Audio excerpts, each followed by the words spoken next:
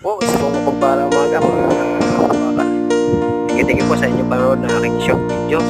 Maraming salamat po sa panonood. Ayan po ang aking bagong trabaho dito sa may Bulbar, Batangas. Ayan po, kung sino po papagawa ng traces, ano po sa aking ipa-rin nyo ng aking Facebook page. Aking Facebook page. Ayan po, Michael Orpila po ang aking Facebook page. Ano po, i-ano mo nyo lang po sa aking messenger. Yan, thank you po. Sino po magpapagawa ng traces.